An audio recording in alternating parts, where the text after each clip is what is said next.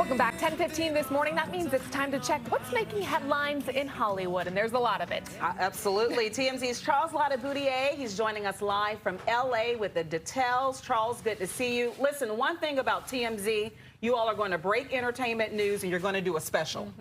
I can always count on that, Charles. So this time, though, you all are focusing on Diddy in your latest. Yeah, this new special, The Downfall of Diddy, is now available on Tubi. And in it, we speak to a lot of people in his circle, people who were formerly in his circle and people who are still in his circle. Some people who are supporting him, people like Stevie J, and then others who have been, loud opponents of his for years, including Aubrey O'Day. And she is speaking out for the first time since the Cassie lawsuit and since the federal raids. And she is, telling us she's the one who's been, sounding the alarm about Diddy for years, she says. And, she says she feels that somewhat vindicated because no one was really listening to her, believing her.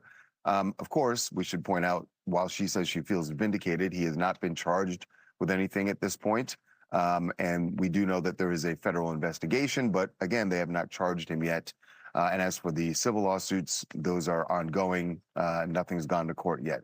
But one of the things that Aubrey did tell us that was really interesting was, you guys remember last fall, Diddy had announced that he was signing over publishing rights to bad boy artists. Yes. Yeah, and he was lauded for it, and everyone thought that was a really generous thing he was doing. Aubrey says, at least in her case, she did not find it to be a generous offer at all. In fact, she thought that it was an attempt to buy her silence, and she thinks that's what he was doing with the other artists as well, because when you got your publishing rights back, she says you also had to sign an NDA that would, prevent you from speaking about anything that had happened in your dealings with Diddy or Bad Boy Records. So she didn't sign it, and she said she didn't want to be silenced, and that it was worth more to her to be able to speak. She says the deal that she was offered was only $300, $330, I believe, and that wasn't enough for her. Now, she obviously can't speak to what the other artists were offered. And in fact, a source close to Diddy tells us that not everyone had to sign those NDAs.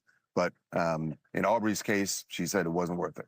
Wow. Both of our jaws dropped when we heard that price tag there, Charles. That is wild. Yeah. Okay, let's get into talking a little bit about Britney Spears, because we've all seen her recent videos on social media. We know the stuff with her father kind of ended this week as well. But there's now a lot of questions about whether she needs some sort of mental stability, a conservator back in her life, because things seem to be spiraling once again here. Yeah, we spoke to Dr. Charles Sophie, a renowned psychiatrist here in Los Angeles.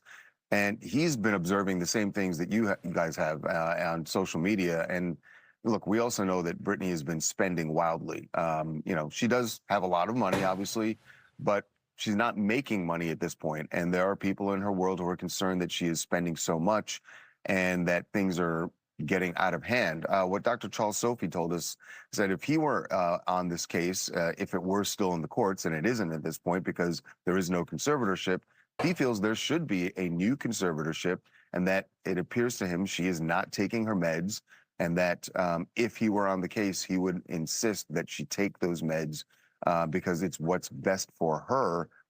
He says, from what he's observing, that it seems she's spiraling out of control, and sooner than later, it's going to be very messy and can be bad for her health, and possibly others around her. So he thinks that there should be a new conservatorship, and he acknowledges things went south, with the conservatorship as it was before with her father. And so it can be better. But as you noted, that the whole battle between Britney and her father over the conservatorship came to an end.